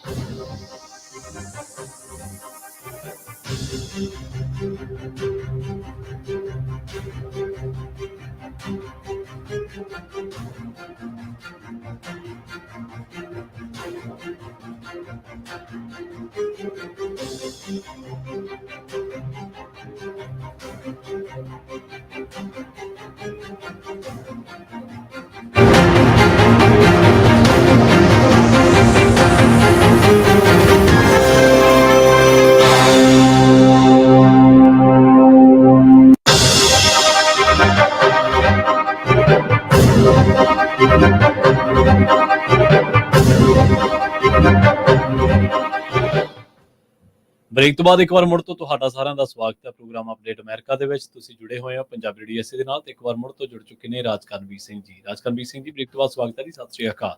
ਧੰਨਵਾਦ ਪ੍ਰਵੀਨ ਜੀ, ਸਭ ਨੂੰ ਹੀ ਪਿਆਰ ਭਰੀ ਸਤਿ ਸ੍ਰੀ ਅਕਾਲ ਜੀ। ਤੇ ਅਗਲੀਆਂ ਜਿਹੜੀਆਂ ਖਬਰਾਂ ਦੇ ਵਿੱਚ ਗੱਲ ਕਰਦੇ ਜਾਈਏ ਤਾਂ ਹੁਣੇ ਖਬਰ ਆ ਰਹੀ ਆ 4 ਹੋਰ ਲਾਅ ਮੇਕਰਸ ਨੇ ਪ੍ਰੈਜ਼ੀਡੈਂਟ ਬਾਈਡਨ ਨੂੰ ਲਾਂਭੇ ਹੋਣ ਦੇ ਲਈ ਆਖ ਦਿੱਤਾ ਆ ਤੇ ਕਹਿੰਦੇ ਖਾਸੇ ਗੁੱਸੇ 'ਚ ਨੇ ਇਸ ਟਾਈਮ ਬਾਈਡਨ ਹੁਣੀ ਵੀ ਯਾਰ ਧੱਕਾ ਕਰਤਾ ਤੁਸੀਂ ਮੇਰੇ ਨਾਲ। ਪਰ ਇਹ ਹੁਣ ਦੇਖੋ ਡੈਮੋਕ੍ਰੇਟਸ ਦੇ ਹਾਲਾਤ ਲਈ ਲਗਾਤਾਰ ਉਲਟ ਹੁੰਦੇ ਜਾ ਰਹੇ ਨੇ ਬਾਈਡਨ। ਨਹੀਂ, ਉਹ ਹਾਲਾਤ ਆ ਜੀ, ਉਹਨਾਂ ਨੂੰ ਕਹਿ ਸਕਦੇ ਵੀ ਗੁੱਠੇ ਲਾਤਾ ਹਾਂ ਤੇ ਹੁਣ ਬੈਗ ਪੈਕ ਹੋਊਗਾ ਹੀ ਹੋਊਗਾ। ਹੋਊਗਾ ਹੀ। ਹੁਣ ਨਹੀਂ ਲੱਗਦਾ ਨਹੀਂ ਵੀ ਲਗਭਗ ਇੱਥੋਂ ਦੀ ਤੈਅ। ਇੱਥੋਂ ਕੋਈ ਮੋੜਾ ਜਿਹੜਾ ਉਹ ਕੱਟ ਸਕਣਗੇ ਕਿਉਂਕਿ ਸਿਹਤ ਨੂੰ ਲੈ ਕੇ ਜਿਹੜੀਆਂ ਚਰਚਾਵਾਂ ਸਾਰਿਆਂ ਦੇ ਵਿੱਚ ਹੈਗੀਆਂ ਹੀ ਆ। ਜੀ। ਟਰੰਪ ਹੁਣਾਂ ਦਾ ਇਸ ਟਾਈਮ ਜਿਹੜਾ ਕੈਂਪੇਨ ਆ ਉਹ ਸਿਖਰ ਤੇ ਆ ਤੇ ਬਾਈਡਨ ਹੁਣੀ ਉਹਨਾਂ ਨੂੰ ਜਿਹੜਾ ਕਹਿ ਸਕਦੇ ਆ ਵੀ ਟੱਕਰ ਨਹੀਂ ਦੇ ਪਾ ਰਹੇ ਤੇ ਡੈਮੋਕ੍ਰੇਟਸ ਨੂੰ ਇਹ ਖਤਰਾ ਆ ਵੀ ਉਹ ਕੱਲੀ ਪ੍ਰੈਜ਼ੀਡੈਂਸੀ ਹੋਈ ਨਹੀਂ, ਹਾਊਸ ਦੇ ਨਾਲ ਤੇ ਸੈਨੇਟ ਤਿੰਨੇ ਚੀਜ਼ਾਂ ਜਿਹੜੀਆਂ ਉਹ ਹਾਰ ਸਕਦੇ ਆ ਤੇ ਉਹ ਉਹਨਾਂ ਦੇ ਲਈ ਖਾਸੀ ਜਿਹੜੀ ਇੱਕ ਨੁਕਸਾਨ ਦੀ ਚੀਜ਼ ਹੋਊਗੀ। ਸਾਰੇ ਜਿਹੜੇ ਸਾਰਿਆਂ ਨੂੰ ਦੇਖੀ ਦੇ ਕੰਨ ਤੇ ਲਿਖਿਆ ਪੜ੍ਹ ਲੈਣਾ ਚਾਹੀਦਾ, ਕਿਹਾ ਤੇ ਇਦਾਂ ਹੀ ਜਾਂਦਾ ਆ, ਪਰ ਇਹ ਹੁਣ ਪੜ੍ਹ ਰਹੇ ਆ ਜਾਂ ਨਹੀਂ ਪੜ੍ਹ ਰਹੇ ਇਹ ਦੇਖਣ ਵਾਲੀ ਗੱਲ ਆ। ਪਰ ਹੁਣ ਕਹਿੰਦੇ ਵੀ ਪਰਿਵਾਰ ਵਾਲੇ ਪਹਿਲਾਂ ਵੀ ਜਿੱਦਾਂ ਰਿਪੋਰਟ ਕੀਤਾ ਸੀ ਵੀ ਪਰਿਵਾਰ ਵਾਲੇ ਹੁਣ ਡਿਸਕਸ ਕਰ ਰਹੇ ਆ ਵੀ ਐਗਜ਼ਿਟ ਪਲਾਨ ਇਹਨਾਂ ਦਾ ਕੀ ਜਿਹੜਾ ਉਹ ਹੋ ਸਕਦਾ ਆ। ਸੋ ਕਈ ਜਿਹੜੇ ਕਾਰਟੂਨਸ ਵਾਲਿਆਂ ਨੇ ਵੀ ਪ੍ਰੈਡਿਕਟ ਕੀਤਾ ਸੀ, ਸਿਮਪਸਨ ਬਹੁਤ ਜ਼ਿਆਦਾ ਫਿਊਚਰ ਪ੍ਰੈਡਿਕਟ ਜਿਹੜਾ ਉਹ ਕਰਦਾ ਰਿਹਾ, ਕਹਿੰਦੇ ਵੀ ਬਿਮਾਰ ਹੋਣਗੇ ਤੇ ਇਸ ਟਾਈਮ ਕੋਵਿਡ ਹੋ ਹਟਿਆ ਆ ਤੇ ਸੋ ਯੂ ਨੈਵਰ ਨੋ। ਉਸ ਤੋਂ ਬਾਅਦ ਦੇ ਵਿੱਚ ਜਿਹੜਾ ਉਹ ਦੇਖਦੇ ਆ ਅੱਗੇ ਹੁਣ ਕਿਸ ਪਾਸੇ ਵੱਲ ਨੂੰ ਬਣਦਾ ਆ। ਮੇਨ ਹੁਣ ਮੁੱਦਾ ਇਹੀ ਰਹੂਗਾ ਵੀ ਆਊਗਾ ਕੌਣ। ਕਮਲਾ ਹੈਰਿਸ ਦੇ ਜਿਹੜੇ ਪੋਲੀਟੀਕਲ ਰੈਕਡ ਆ ਉਹ ਪੁੱਲ ਹੋਣੇ ਸ਼ੁਰੂ ਹੋ ਗਏ ਆ ਵੀ ਉਹ ਕਿੱਦਾਂ ਸੀ, ਕਿਵੇਂ ਸੀ, ਆਪਣੇ ਕਿੱਦਾਂ ਦੀਆਂ ਨੀਤੀਆਂ ਜਿਹੜੀਆਂ ਜਦੋਂ ਇੱਥੇ ਅਟਾਰਨੀ ਜਨਰਲ ਰਹੀ ਆ, ਫਿਰ ਸੈਨੇਟਰ ਰਹੀ ਆ, ਵੀ ਉਹ ਕਿੱਦਾਂ ਜਿਹੜੇ ਉਹਦਾ ਰਿਹਾ ਆ, ਉਹ ਓਵਰਆਲ ਜਿਹੜਾ ਇਤਿਹਾਸ ਹੈ ਉਹ ਹੁਣ ਦੇਖਿਆ ਜਾਊਗਾ। ਜਾਂ ਜਿੱਦਾਂ ਮੈਂ ਪਹਿਲਾਂ ਗੱਲ ਕੀਤੀ ਵੀ ਇਹਦੇ ਉੱਤੋਂ ਦੀ ਵਲ ਕੇ ਜਿਹੜਾ ਉਹ ਕੋਈ ਹੋਰ ਆ ਸਕਦਾ ਹੈ। ਪਰ ਤੁਸੀਂ ਦੇਖੋ ਟਰੰਪ ਦੀ ਕੈਂਪੇਨ ਦੇ ਵਿੱਚ ਪਹਿਲਾਂ ਹਿਲਰੀ ਕਲਿੰਟਨ ਸੀਗੇ ਜਦੋਂ ਪਹਿਲਾਂ 16 ਦੇ ਵਿੱਚ ਉਸ ਤੋਂ ਬਾਅਦ ਜੋ ਬਾਈਡਨ ਤੇ ਫਿਰ ਜੇ ਕਮਲਾ ਹੈਰਿਸ ਆਉਂਦੇ ਨੇ ਤਾਂ ਫਿਰ ਇੱਕ ਬੀਬੀ ਨਾਲ ਮੁਕਾਬਲਾ ਹੋਣਾ। ਹਾਂ, ਬੀਬੀਆਂ ਤਾਂ ਸ਼ਾਇਦ ਜਿੱਤ ਜਾਂਦੇ ਆ। ਹਾਂ, ਬੀਬੀਆਂ ਤਾਂ ਸ਼ਾਇਦ ਜਿੱਤ ਜਾਂਦੇ ਆ। ਇਹ ਦੇਖੋ ਰਿਕਾਰਡ ਤਾਂ ਇਹੀ ਕਹਿੰਦਾ। 24 ਦੀਆਂ ਹੁਣ ਇਲੈਕਸ਼ਨਾਂ ਦਾ ਇੰਤਜ਼ਾਰ ਕਰਨਾ ਪਊਗਾ ਵੀ ਕੀ ਜਿਹੜਾ ਇਸ ਦੇ ਵਿੱਚ ਜਿਹੜਾ ਉਹ ਬਣਦਾ ਹੈਗਾ ਆ। ਹਾਂਜੀ ਬਿਲਕੁਲ, ਪਰ ਚੋਣਾਂ ਦੇ ਵਿੱਚ ਲੋਕਾਂ ਦੀ ਦਿਲਚਸਪੀ ਹੁੰਦੀ ਹੈ ਖੈਰ ਵੈਸੇ ਤਾਂ, ਪਰ ਇਸ ਵਾਰੀ ਥੋੜਾ ਜਿਹਾ ਮੰਦੇ ਨੂੰ ਲੈ ਕੇ ਜ਼ਿਆਦਾ ਹੈ ਕਿ ਕੀ ਬਣਦਾ ਕਿਵੇਂ ਹੈ, ਕਿਉਂਕਿ ਪਾਲਿਸੀ ਦੋਨਾਂ ਪਾਰਟੀਆਂ ਦੀਆਂ ਅਲੱਗ-ਅਲੱਗ ਨੇ। ਤਾਂ ਕਈ ਰਾਹਤ ਦੀ ਉਮੀਦ ਵਾਂਗੂ ਵੀ ਦੇਖਦੇ ਨੇ ਤੇ ਕਈ ਆਪਣੀ ਪ੍ਰੈਡਿਕਸ਼ਨਸ ਕਰਦੇ ਨੇ ਜੀ। ਤੇ ਫੈਡ ਦੀ ਗੱਲ ਇੱਕ ਵਾਰੀ ਫੇਰ ਕਰ ਲਈਏ। ਲਗਾਤਾਰ ਜਿਹੜੀਆਂ ਫੈਡ ਦੀ ਚਰਚਾਵਾਂ ਜਿਹੜੀਆਂ ਉਹ ਇਸ ਟਾਈਮ ਆ ਰਹੀਆਂ ਆ। ਨਿਊਯਾਰਕ ਦੇ ਫੈਡਰਲ ਰਿਜ਼ਰਵ ਦੇ ਬੈਂਕ ਦੇ ਜਿਹੜੇ ਪ੍ਰੈਜ਼ੀਡੈਂਟ ਨੇ ਜੌਨ ਵਿਲੀਅਮਸ, ਉਹ ਨਿਊਯਾਰਕ ਦੇ ਵਿੱਚ ਬੋਲਦੇ ਹੋਏ ਉਹਨਾਂ ਨੇ ਇਹੀ ਕਿਹਾ ਵੀ ਉਹ ਜਿਹੜਾ ਡਾਟਾ ਹੈ ਲਗਾਤਾਰ ਦੇਖ ਰਹੇ ਆ ਵੀ end of the summer rate cut ਆ ਹੁਣ ਜਾਂਦੀ ਗਰਮੀਆਂ ਦੇ ਐਂਡ ਤੱਕ ਲੱਗਦਾ ਹੈ ਵੀ ਇੰਟਰਸਟ ਰੇਟ ਕੱਟਸ ਦੀ ਖਬਰ ਜਿਹੜੀ ਆ ਉਹ ਆਵੇਗੀ। ਇਹ 3 ਦਿਨ ਹੋ ਗਏ ਲਗਾਤਾਰ ਜਿਹੜੇ ਜਰੋਮ ਪਾਵਲ ਤੋਂ ਸ਼ੁਰੂ ਹੋ ਕੇ ਵੱਖ-ਵੱਖ ਹੋਰ ਫੈਡ ਦੇ ਰਿਜ਼ਰਵ ਦੇ ਜਿਹੜੇ ਪ੍ਰੈਜ਼ੀਡੈਂਟਸ ਨੇ ਉਹਨਾਂ ਨੇ ਇਸ ਤਰੀਕੇ ਦੇ ਨਾਲ ਜਿਹੜਾ ਉਹ ਬਿਆਨ ਦਿੱਤਾ ਆ। ਸਤੰਬਰ 17-18 ਦੇ ਵਿੱਚ ਜਿਹੜੀ ਮੀਟਿੰਗ ਹੋਣੀ ਆ ਫੈਡ ਦੀ, ਉਸ ਦੇ ਦੌਰਾਨ ਕਹਿੰਦੇ ਵੀ ਸ਼ਾਇਦ ਪਹਿਲਾ ਜਿਹੜਾ ਆ ਉਹ ਇੰਟਰਸਟ ਰੇਟ ਕੱਟ ਆਊਗਾ। ਮੈਂ ਪਹਿਲਾਂ ਵੀ ਜਿੱਦਾਂ ਕਿਹਾ ਸੀਗਾ 1/4% ਤੋਂ 3/4% ਦੇ ਦਰਮਿਆਨ ਹੋ ਸਕਦਾ। ਮੈਕਸੀਮਮ ਤੋਂ ਮੈਕਸੀਮਮ ਮੈਨੂੰ ਲੱਗਦਾ ਵੀ 0.5% ਉਹ ਵੀ ਜ਼ਿਆਦਾ ਮੈਂ ਕਹਿ ਰਿਹਾ, 0.5% ਤੱਕ ਜਿਹੜਾ ਇੰਟਰਸਟ ਰੇਟ ਕੱਟ ਹੋਊਗਾ। ਪਰ ਜੇ ਉਦਾਂ ਦੇਖਿਆ ਜਾਵੇ ਹਿਸਟੋਰੀਕਲੀ ਤਾਂ 1/4% ਇੰਟਰਸਟ ਰੇਟ ਕੱਟ ਕਰਕੇ ਹੀ ਜਿਹੜੀ ਸ਼ੁਰੂਆਤ ਜਿਹੜੀ ਉਹ ਕਰ ਸਕਦੇ ਆ। ਕਿਉਂਕਿ ਜਦੋਂ ਇਹਨਾਂ ਨੇ ਵਧਾਉਣੇ ਸ਼ੁਰੂ ਕੀਤੇ ਸੀ ਉਹ ਵੀ ਕੁਆਟਰ ਕਰਕੇ ਸ਼ੁਰੂ ਕੀਤੇ ਸੀ, ਫਿਰ ਅੱਧਾ ਵੀ ਵਿੱਚ ਚਲੇ ਗਏ, ਫਿਰ ਕੁਆਟਰ ਚੱਕੀ ਗਏ ਫੱਟੇ, ਫਿਰ ਕਾਫੀ ਏਰੀਏ ਜਿਹੜੇ 0.5% 1/4% ਜਿਹੜਾ ਆ ਉਹ ਕਰਦੇ ਰਹੇ ਆ। ਸੋ ਫੈਡ ਐਕਸਪੈਕਟ ਕਰ ਰਿਹਾ ਵੀ ਉਹ ਆਪਣਾ ਬੈਂਚਮਾਰਕ ਇੰਟਰਸਟ ਰੇਟ ਦੇ ਕੱਟਸ ਨੂੰ ਜਿਹੜਾ ਜੁਲਾਈ ਦੇ ਐਂਡ ਦੇ ਵਿੱਚ ਮੀਟਿੰਗ ਹੋਣੀ ਆ ਉਹ 5.25 ਤੋਂ 5.5 ਦੇ ਵਿੱਚ ਜੋ ਚੱਲ ਰਿਹਾ ਆ ਉਹਦੇ ਵਿੱਚ ਹੀ ਰੱਖਣਗੇ। ਤੇ ਉਸ ਤੋਂ ਬਾਅਦ ਦੇ ਵਿੱਚ ਹੁਣ ਜਿਹੜੀ ਸਤੰਬਰ 'ਚ ਮੀਟਿੰਗ ਆਉਣੀ ਆ ਉਸ ਦੌਰਾਨ ਜਿਹੜਾ ਪਹਿਲਾ ਇੰਟਰਸਟ ਰੇਟ ਕੱਟ ਆ ਉਹ ਕੀਤਾ ਜਿਹੜਾ ਉਹ ਜਾ ਸਕਦਾ ਹੈਗਾ ਆ। ਸੋ 7 ਹਫ਼ਤੇ ਦਾ ਗੈਪ ਹੋਣਾ ਆ ਇਹਨਾਂ ਦੋਨਾਂ ਮੀਟਿੰਗਸ ਦੇ ਦਰਮਿਆਨ। ਸਿਰਫ ਅਗਸਤ ਦਾ ਮਹੀਨਾ ਹੀ ਅਜਿਹਾ ਜਿਹਦੇ ਵਿੱਚ ਇਹਨਾਂ ਦੀ ਮੀਟਿੰਗ ਨਹੀਂ ਹੋਣੀ ਹੈਗੀ। ਜੀ ਬਿਲਕੁਲ। ਸੋ ਰਾਜਕਰਮਵੀਰ ਸਿੰਘ ਜੀ, ਆਪਣਾ ਜਿਹੜਾ ਸਮਾਂ ਉਹ ਖਬਰਾਂ ਦਾ ਉਹ ਵੀ ਸਮਾਪਤੀ ਵਾਲਾ ਜੀ, ਤੇ ਹੁਣ ਅੱਗੇ ਮੱਲੀ ਸਾਹਿਬ ਆ ਰਹੇ ਨੇ ਨੇਰੀਆਂ ਲੈ ਕੇ। ਹਾਂਜੀ, ਪ੍ਰੋਗਰਾਮ ਮੈਂ ਆਵਾਂਗਾ ਨਾਲ ਨੇਰੀਆਂ ਦੇ ਮਸੂਦ ਮੱਲੀ ਹੁਣਾਂ ਦੇ ਨਾਲ ਜਿਹੜਾ ਉਹ ਆਵੇਗਾ। ਤੇ ਬਾਕੀ ਜਿੱਦਾਂ ਆਪਾਂ ਪਹਿਲਾਂ ਵੀ ਦੱਸ ਚੁੱਕੇ ਹਾਂ, ਦੱਸ ਰਹੇ ਹਾਂ, ਪੰਜਾਬੀ ਰੇਡੀਓ USA ਨੂੰ ਵੀ ਚੱਲਦਿਆਂ ਨੂੰ 14ਵਾਂ ਸਾਲ ਜਿਹੜਾ ਇਹ ਪੂਰਾ ਹੋ ਗਿਆ ਆ। ਸੋ ਉਸ ਦੀ ਜਿਹੜੀ ਗੱਲਬਾਤ, ਉਸ ਦੀ ਜਿਹੜੀਆਂ ਖੁਸ਼ੀਆਂ ਤੁਹਾਡੇ ਸਾਰਿਆਂ ਦੇ ਨਾਲ ਅਸੀਂ ਸਾਂਝ ਆਉਂਦੇ ਜਿਹੜੇ ਸੋਮਵਾਰ ਨੂੰ ਜਿਹੜੀ ਉਹ ਪਾਵਾਂਗੇ। ਤੁਸੀਂ ਵੀ ਆਪਣੇ ਵਿਚਾਰ, ਆਪਣੀ ਗੱਲਬਾਤ ਆ ਉਹ ਜਿਹੜੀ ਆ ਉਹ ਜ਼ਰੂਰ ਰੱਖਿਓ।